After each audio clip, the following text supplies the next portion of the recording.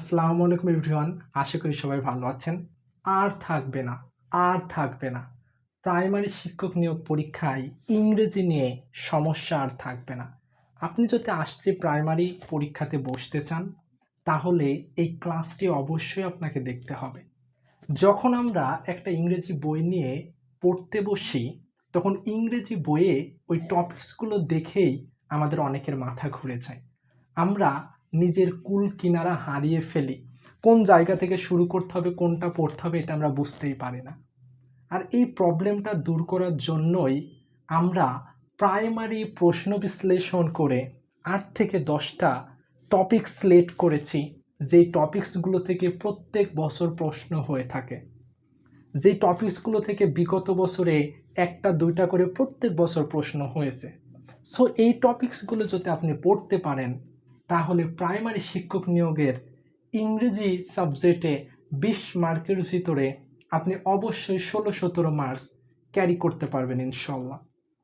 এখন প্রাইমারিতে প্রশ্ন প্যাটার্ন বিশ্লেষণ করলে আমরা দেখতে পারি, প্রাইমারি ইংরেজি যে প্রশ্ন প্যাটার্ন আছে সেখানে ৩ ক্যাটাগরির প্রশ্ন হয়ে থাকে। একটা হচ্ছে গ্রামার অংশ থেকে প্রশ্ন হয়, আরেকটা হচ্ছে মুখস্থ পাঠ, মেমোরাইজিং পার্ট থেকে প্রশ্ন হয়, আরেকটি হচ্ছে লিটারেচার পার্ট থেকে প্রশ্ন হয়।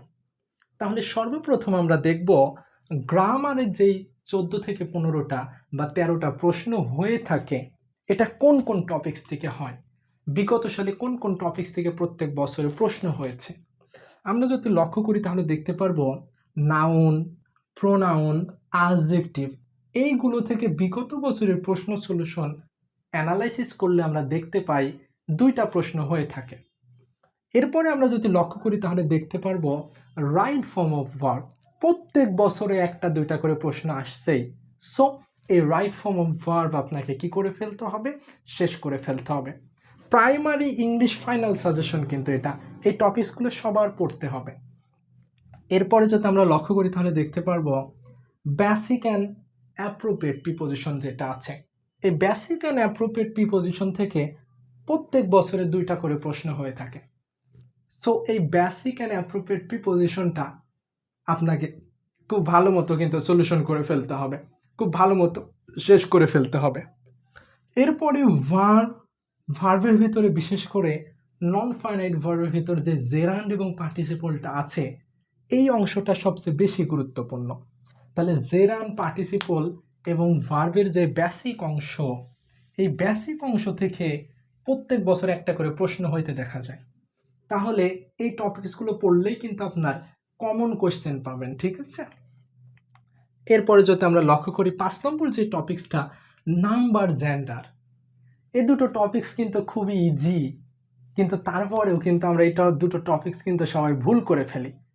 তাহলে যে নাম্বার জেন্ডার যেটা আছে, এই নাম্বার জেন্ডার থেকে প্রত্যেক বছরে ১টা ২টা প্রশ্ন হয়েই থাকে।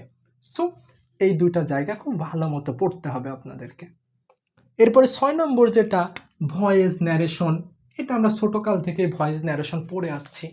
সো এই ভয়েস ন্যারেশনের জায়গাটা খুবই গুরুত্বপূর্ণ, এটা তো পড়তেই হবে। এরপর সাবজেক্ট ভার্ব অ্যাগ্রিমেন্ট খুবই গুরুত্বপূর্ণ। সেন্টেন্স কারেকশন থেকে প্রত্যেক বছর ২টা করে প্রশ্ন আসতে দেখা যায়। তো sentence correction, subject verb agreement, এই অংশটাও শেষ করে ফেলতে হবে।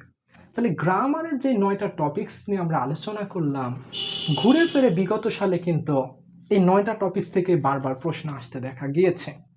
সো এই ৯টা টপিকস কিন্তু আপনার অবশ্যই পরীক্ষার হলে পড়ে যাইতে হবে। এই ৯টা টপিকস যদি আপনি ভালোভাবে শেষ করে যাইতে পারেন, ইনশাল্লাহ প্রাইমারি গ্রামার অংশতে আপনি সর্বোচ্চ মার্কস ইনশাল্লাহ কমন পাবেন। এরপরে আমরা যদি লক্ষ্য করি মেমোরাইজিং পার্টে কোন কোন অংশ আমাদেরকে পড়তে হবে। মেমোরাইজিং পার্টে সবচেয়ে বেশি প্রশ্ন আসতে দেখা যায় সিনোনিম, অ্যান্টোনিম, খারিটি স্পেলিং পড়বেন। ইডিয়ম অ্যান্ড ফ্রেজ থেকে ১টা ২টা প্রশ্ন আসতে দেখা যায়।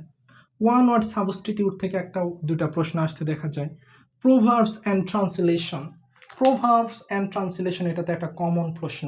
সো এই জায়গা থেকে প্রশ্ন আসতে দেখা যায়।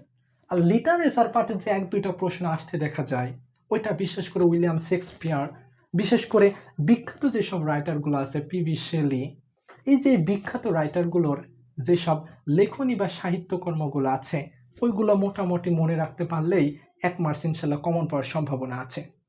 সো ইংরেজির এই টপিকসগুলো যদি আপনি মাথায় আয়ত্ত করে নিতে পারেন, ইংরেজিতে মাস্ট বি আপনি ভালো কিছু করতে পারবেন।